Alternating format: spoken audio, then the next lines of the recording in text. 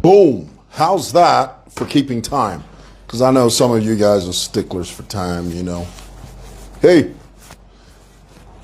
how's it going, guys? Somebody please tell me in the comments below if this broadcast is clear. Guys, is this framing okay? Because, you know, I'm sitting on a gimbal, but I feel like my framing is not perfect. And, you know, I'm dealing with a bunch of sticklers when it comes to you guys. So, yeah, alrighty. Let me give you guys a couple of minutes to jump on here. Bo Allen, love you, girl. So good to see you. Thank you so much for taking the time out of your schedule to hang out with us. Thank you. Guys, I'm wearing a blue tie. I'm not even sure if blue goes with this. Tell me in the comments, tell me. Go ahead and break that down for me.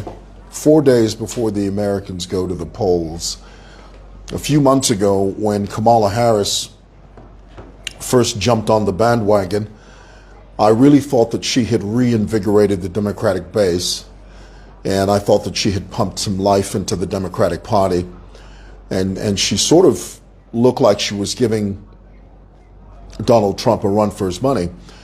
And at some stage, I thought that Trump sort of committed a few faux pas along the way, especially when he referred to her race. He wasn't sure if she was black or Asian or Indian or whatever the heck it was. And I was positive, I was sure that that would be the nail in Trump's political coffin. But oh no. The American public seemed to just love this guy, and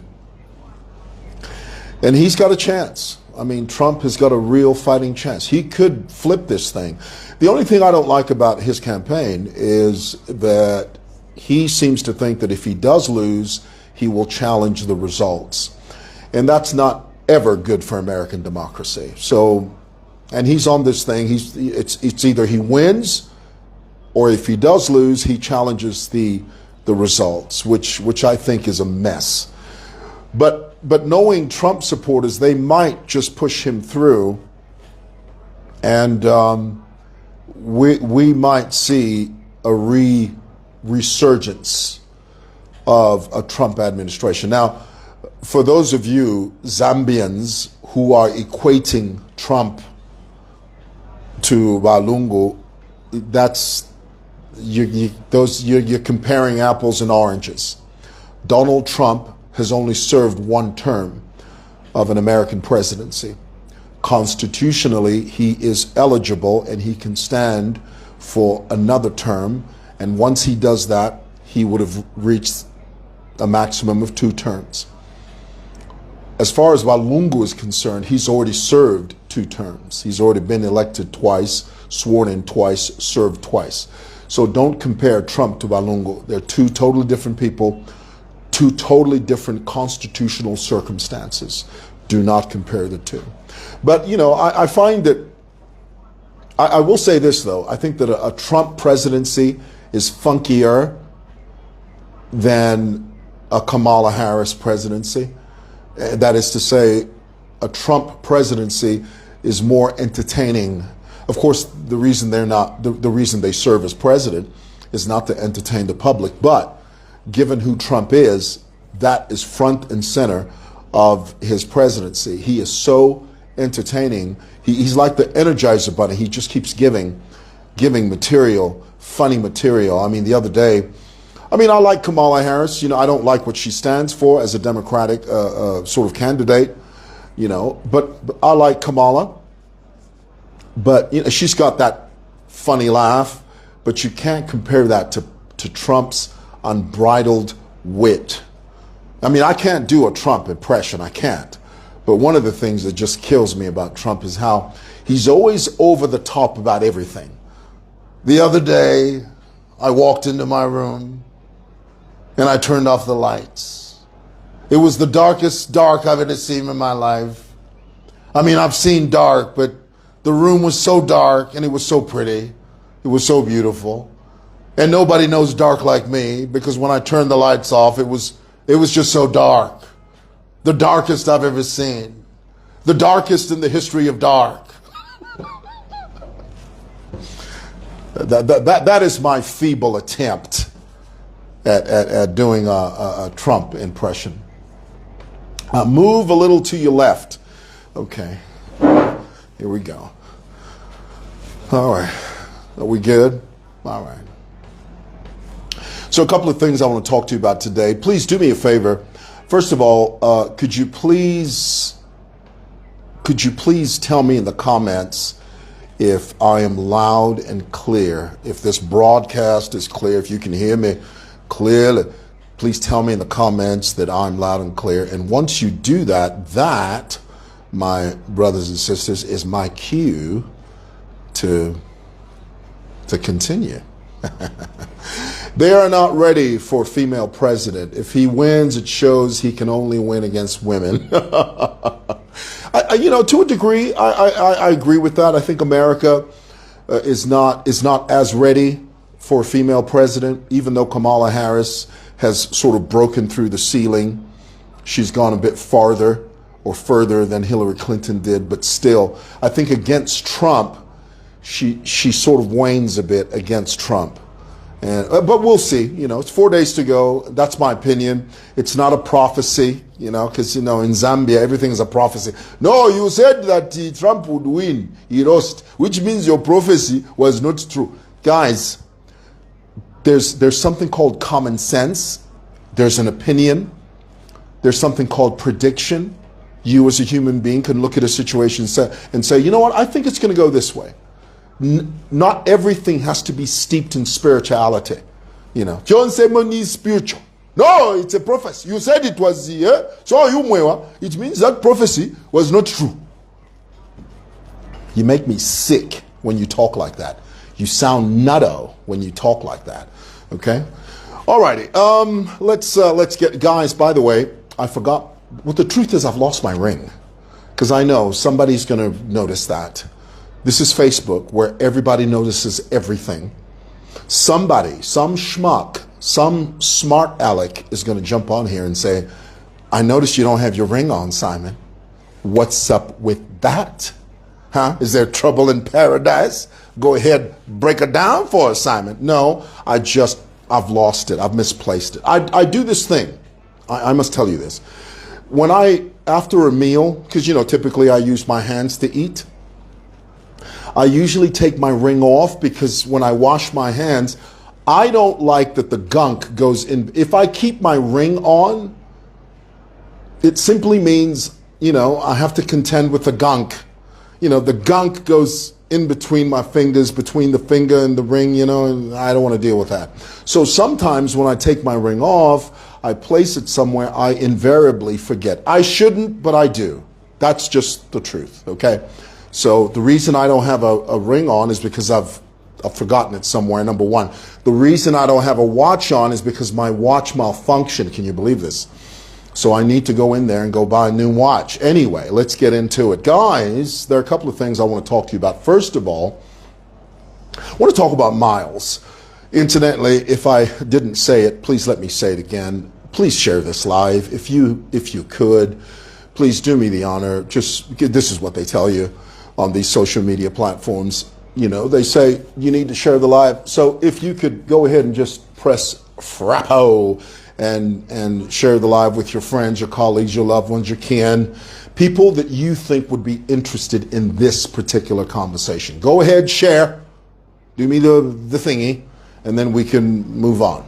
So here's the thing. I'm going to talk about three things. First of all, I want to talk about Miles Sampa. Now, many of you know Miles served as mayor of this beautiful city for a time. And there was a time him and I were sort of buddy-buddy. I wouldn't say we were friends. We were just hanging out by virtue of the fact that, he served as mayor and I've got a thing for local government, because of the nature of the work that I do. Invariably, I will be involved with people like that because lots of work, the vast majority of the work that I do centers around issues of land and property and blah. So I usually get involved with mayors. And what I mean by that is that I talk to them on a regular. The current mayor of Lusaka now, many of you don't know, is actually my niece. You know, her and I went to school together. We were in the same class together. Her, my wife, and myself, we went to the same school, we were in the same class, you know. And so I got a thing. My father served as mayor once. So the mayorship is something that I'm very familiar with. So when he was mayor, you know, him and I used to do a couple of things together and stuff. And we kind of became friends. I wouldn't say we were buddy, but we were sort of friends. You know, we'd have a meal every so often and talk and exchange ideas and things.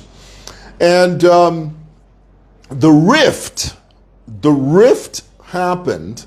Well, the cracks in our so-called friendship began to happen when he was mayor. He had come here to Similson, this area, and he was touring this area in the company of Kadas, PF Kadas. Now you got to remember, this was during the time of the NPF, the Notorious Patriotic Front. They were stellar, barbaric bunch of brutes. And, you know, he was touring the area and he came through the alleyway of our building. You know, if you're familiar with Similson building, in the back alley of Similson, you know, we had applied to the council. We wanted to secure the back because all the garbage that this building generates, we used to take in the back, and then we would pay an independent garbage collection company 10,000 kwacha every month to come and collect the garbage from the back alley. And this was garbage that was largely generated by our building. So what we did was we applied to the council and asked the council if they would give us the permission to block off our alley space so that we make sure that all the garbage we pay for comes from our building. Because if we left it open, everybody in this area would bring their garbage because they knew, oh, mwewa is paying 10,000 kwacha per month to collect garbage. So you can just throw it in Simon's alley because, you know, he pays 10,000 bucks every month to collect garbage. So we applied to the council and asked the council, could you give us permission to seal it off with gates on both sides so that we are in control of what happens in the back in terms of garbage collection. The council granted us permission. So this one particular day, Miles was in the back with his kadas, and one of the kadas who had an interest in the alley said to Miles, you know, mwewa shouldn't put these gates here. He should leave this open. And Miles, instead of asking me, he made a decision right there and then, and it's on record, it's on video. He says, yeah. You know, we're going to tell mwewa to remove these gates and this space should be open. The moment the Kadas said to Miles, you know, these gates should go, I knew what they meant and what they wanted. They wanted that space to use it for a bus station. So Miles wrote me a letter from the council, because he was mayor at the time, and he said to me, well, you need to remove those gates. So I referred to the letters that we had written to the council many, many years ago, and we said, look, we didn't just put up the gates, we asked the council if we could put up the gates, and they gave us permission to do it. And he said, no, I know, but you know, things have changed, and you know, I'm the mayor now, and you have to remove those gates. And then on top of that, we had built some toilets in the back of the alley. And again, we had asked council permission to do this. They granted us permission. The reason we built those toilets was because toilets in and around this area are very, very difficult to find. I mean, there's so many people, there aren't enough toilets. Yes, there were fee-paying toilets, but there were toilets nonetheless. Miles decides, and this was fine. I mean, we didn't have any qualms with this. Miles said, no, these toilets, you shouldn't build these toilets. So I said to Miles, if you want to remove the toilets, I will remove the toilets myself. But as far as the gates are concerned, I'm going to need you to really help me with the gates, because if we leave the back alley open, it's going to leave us exposed and vulnerable to all types of vices, and we will not be able to control the garbage collection mechanism in the alley. we will be burdened with everyone in this area who will start bringing their garbage, and we will be paying 10,000 kwacha per month. None of those people are going to pay any money because they're going to know, they know that whatever garbage is brought in the alley, mwewa is going to pay for that garbage. So I said to Miles, I'll demolish the toilets, but please help me keep the gates. Miles said no to both. He said, no, remove the gates, and I know you've told me that you're going to demolish them, the toilets, but I'm going to send council to demolish. He brought in the bulldozers and the trucks and the thingies, and they destroyed, I think it was over 150,000 kwacha worth of work that we had put in there, you know. And again, as far as the toilets are concerned, that was fine, you know, because that space wasn't mine to begin with. You know, we only did it because we wanted to secure the back. But what I took exception to was the fact, I mean, I had told Miles I would get rid of them, you know, and I gave him my word. I said, look, I'll do it. And he said, no, council has to do it. So when they came and demolished the back, PF Kadas came and they descended on the alley. All the material, all the steel, all the beam, not the beams, the frame, the doors, everything. The metal doors, the Kadas just swept it up. They just took everything. And they threatened me in the process. They said, hey, and yet we were the ones that paid for that. Okay? So, you know, that happened. And I remember when they came to demolish the toilets, people were expecting me to complain and moan. I did none of that. In fact, if anything, I went on record on my social media and I said, I support the mayor. I think the mayor is doing his job, and, you know, I support him. I was not in opposition, but behind closed doors, in private, I went to see him at the Lusaka City Council. I went to see him there, and I begged Miles in his office. I said, Miles, you're not going to be there to hold my hands when that alley becomes a bus station. Because in Miles's mind, he was saying, no, what we want, mwewa, is we want the alley to be free of clutter so that it can be used as a pathway, a back way for vehicles to drive through, so that we can decongest the CBD. I said, Miles, you're just talking gibberish. What you're saying and what's going to happen on the ground are two different things. What you're talking about is not going to happen. What's going to happen is, if you remove the gates, all the Kadas are going to descend in the alley. They're going to descend on the alley, and they will take control of the alley, and I will have no say-so. In fact, they will even say to me, mwewa, your garbage, take it somewhere else, don't bring it here. Miles said, no, I'm going to take care of that. Well, lo and behold, everything Miles said didn't happen. Everything I said happened. So, if you're fiapita, makadas vaisa, vachite fiabo, you know, and all that stuff. Secondly, Miles wanted to put a billboard, some G. Rutherford. You know, there's this billboard company, I think it's called G. Rutherford. You know, they got into some sicko deal with Miles. And Miles says to me, he says, oh, I need to put a billboard in front of Simoson. I said, why? He said, no, we just need to put this billboard, I have to put my face there, yeah, so that the people know what we're doing. So reluctantly, and you know, he put me on the spot, because what he did was, I was sitting in my office, and then my secretary comes to me and says, oh, the mayor is here, he's downstairs, and he wants to talk to you. So, you know, naturally, I get up out of the office, I go downstairs, I find Miles standing in front of Simoson, and with this woman I didn't even know who she was, but I know she was from G. Rutherford. You know, the guys that do the billboards.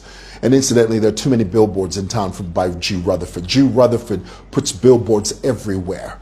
he blocks everything, everywhere. It shouldn't be that way. If you go to Lusaka girls, Lusaka boys, there are billboards, G. Rutherford billboards lined all across Lusaka girls, blocks the beauty and the view of Lusaka girls. So anyway, so Miles says to me, he says, mwewa, I want to put a billboard here. So I said to him, I said, well, that's going to block the view. Not that Simoson is pretty. We know. But we've got a plan to make Simoson beautiful. I know Simoson's ugly. That's fine. Okay. But it's paid for. It's debt free, if it's any consolation. So I know it's ugly. Okay. So, because some of you are going to start saying, oh, even if they broke it, yeah, Simoson is just ugly. So it's okay if they broke. Yeah, well, it's fine for you to say. So, he says to me, he says, no, we need to put a billboard here. And I need to put my face there so that people know what we're doing. Reluctant, and I could see he put me on the spot, and I said to him, I said, okay, you know what, Miles, all right, but I must let you know that, this is highly irregular. He said, no, don't worry, to be okay. The very next day, they put a billboard right in front of Simoson. They blocked the building. The day after that, he calls me again. He phones me again. You know that old saying, if you give someone an inch, they take a mile? Literally, they take a mile. So Miles calls me again and he says, mwewa, you know that billboard we put there? We need another one. We need to put another one there for ECL. Because it will look bad if I'm there, but the boss is not there. He used to refer to ECL as the boss. This was during the PF time. So effectively, what Miles wanted to do, he wanted to put 2 huge billboards blocking Simoson. So on the second one, I said to him, I said, Miles, don't do that, okay? I know you want to please the boss, but don't do that, because you're blocking the building, and that's not good. And because in the future, when we beautify it, people are not going to be able to see it. No, mwewa, just we put another one there. I insisted on that one. He gave in. He said, okay, I won't put another one there and all. So fast forward to a few months ago. I'm trying to give you context. I'm giving you the backdrop of why Miles Sampa and I are where we are today. So fast forward to a few weeks ago, months ago. Remember there was a controversy about the columns of Society House? Remember that? The columns of Society House? Tell me in the comments. Do you remember that? Tell me if you remember that. Just say that in the comments if you remember that controversy. Because ultimately, Society House was even shut down, because there was a lot of compromise in terms of the construction and whoever the contractor was. And incidentally, I must tell you, Society House, the issue of the contractor who did that work is a huge scandal that nobody's talking about. That is massive. I mean, the point where you have an entire building shut down that is not operational, thousands of jobs that were lost, and the contractor, whoever the contractor was, is not being named, not being talked about. That is scandalous. Okay? Scandalous. So anyway, Miles posted that he said Society House should be demolished. Is there another building in town that you know that should be demolished? Of course, he was talking about Simoson. Simoson has always faced that issue. People think that the building is unsafe. The building is just old. That's all it is. It's just old. It's just an old building. Yes, it needs an uplift. Yes, it needs a bit of a paint job, but it's just old. Old, honey. But Miles went ahead and he implied that Simoson should be demolished. Now, that is where the rift between him and I occurred, because I felt that if you really had something to say and you really wanted to do something, why didn't you do it when you were mayor? I've always wondered that. You know, I mean, he made these comments and these statements after he left the mayorship. And my question is, well, if you really felt that way, why didn't you do that when you were mayor? And as far as demolishing, and this talk it's always been there. And as far as demolishing seer1 is concerned, there has never been one structural integral compromise when it comes to this building. Not one. We've never had one incident of anything at this building. The only issue about seer1 is that it's just old and it's just ugly. It doesn't look as pretty as other buildings. But I always tell you, and I must always emphasize this, it's ugly, but it's paid for, it's debt-free, zero Congole. Zero Congole. And I love that. I love saying that. Anyway, so I took offense.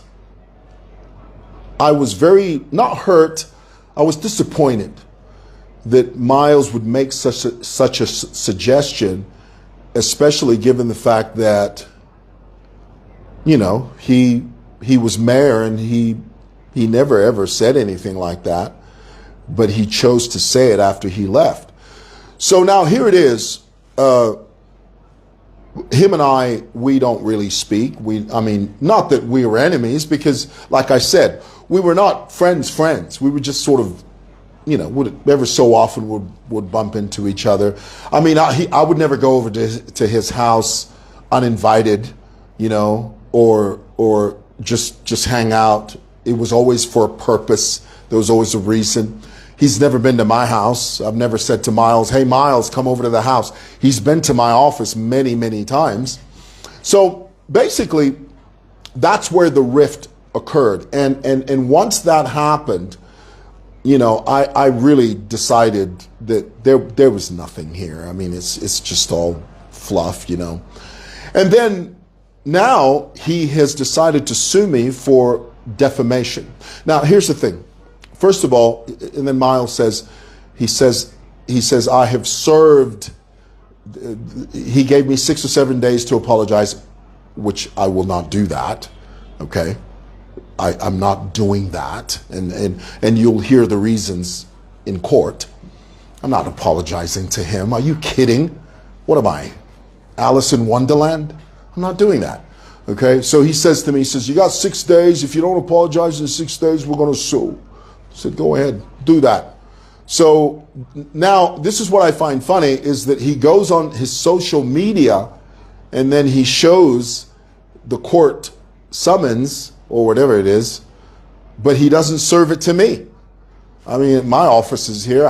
My secretary will give me every single document that comes from me. As soon as it hits here, she hands it to me. And she'll always say, sir, you've got this document.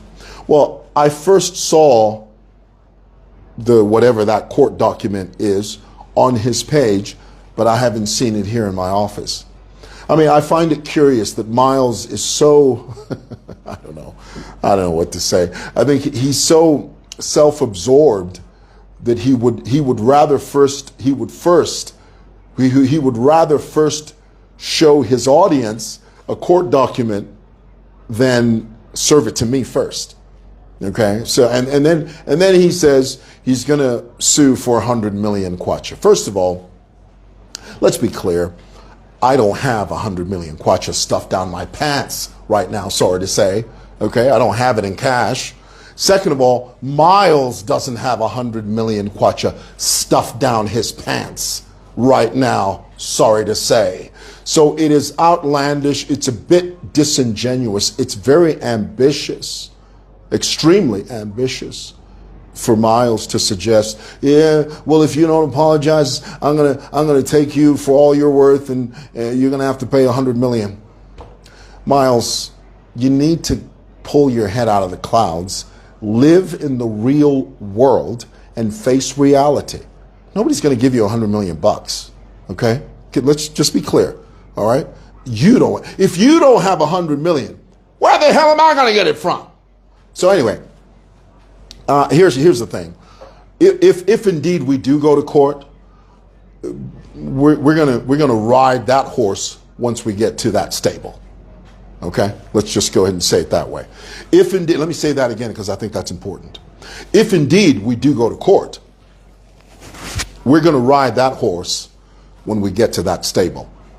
We're gonna cross that bridge when we get to it. Okay, all right. That's all I'm going to say about that. Secondly, let's talk about Bowman. Bowman is in quite a bit of trouble. Now, for those of you that think that Bowman's case had to do with a simple assault, you're very wrong. It's actually slightly more serious than that. Apparently, Bowman caused physical bodily harm or was instrumental, according to the court system, according to the court records. Bowman was directly or indirectly responsible for the harm of someone, and that harm, physical harm, ultimately led to that person's death. In other words, Bowman orchestrated something, a ruckus, a confusion, a bit of violence, and in that violence, someone got hurt, and that person that got hurt ultimately died. Bowman was found guilty in absentia. In absentia simply means, he wasn't present when the judgment was being passed. So you must understand that this is a very serious issue that Bowman's facing. It's not patty cake, baker man. It's not tiptoeing through the tulips. Okay, it's not walking through a garden of lavender and singing Kumbaya. It's quite serious, and he knows that it is.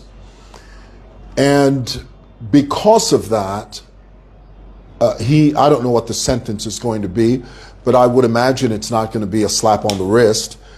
Why? Because it resulted in the death of someone.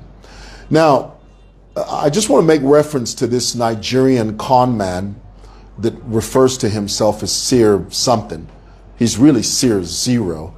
This fake, phony, fickle, futile, fumbled, befuddled, so-called prophet from Nigeria by the name of Andrew Ejimadu, con man, sex offender, child molester, and everything in between. Andrew wakes up and says, "You see?" Now, remember, I can't do a Nigerian accent. I can't do an impersonation of Andrew Ejimadu, aka Seer 0. Okay, so you're gonna have to make do with what I have. So Andrew wakes up the other day and he says, "You see?" This is what he does. He posts a video of Bowman dissing Andrew. This is Bowman. Bowman was on some video saying, "Hey, where's seer1 to Balafiori?" And then he posts another video of himself, Seer 0, talking about how, these guys are going to go to jail, prison, all that. And then he says, "You see, me, I'm the Jagaban of power. I am the one who prophesies things that come into being." The implication there, and this only appeals to Andrew Ejimadu's, aka Seer 0, this only appeals to simpletons.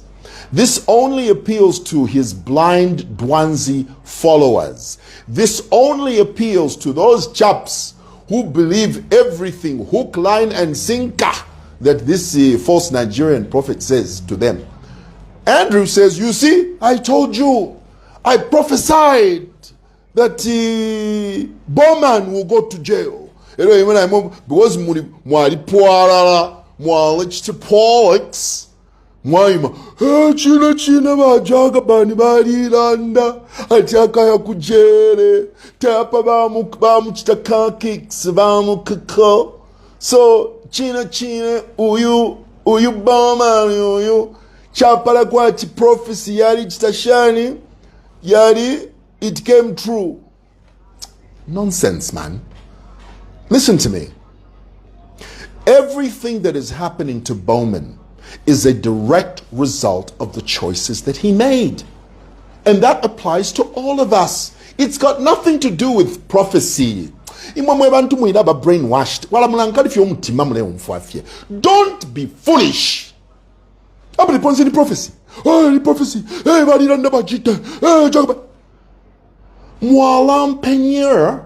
It's got nothing to do with prophecy. Everything that Bowman is going through is a direct result. It is a direct consequence of the choices that he made. The same applies to you and I. Everything that we go through, everything we experience is a direct result of the personal choices that we make. What's the lesson? We should make better choices. Are you hearing that? Tell me you're hearing that. Tell me in the comments. Go ahead, break it down for me. You and I, should make better choices to get better outcomes. You are foolish when you think that it is because of Andrew's machinations. What in chess? Yeah, it's because of Andrew. The reason Bowman is in prison is because Andrew prophesied. Nonsense, hogwash, bull roar. Andrew, stay in your lane, you little weasel. Stay in your lane, okay? Don't come over here try to brainwash our people talking about, oh no, it's a prophecy. Prophecy, my foot!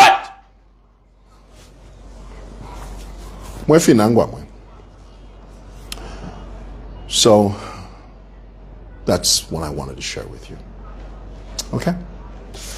All right. Thanks for watching. How did we do on time? I said 11:30. I was on 11:30. I've spoken for about 30 minutes. Is it 30 minutes? 37 minutes. That's not bad. Have a good day. Love you.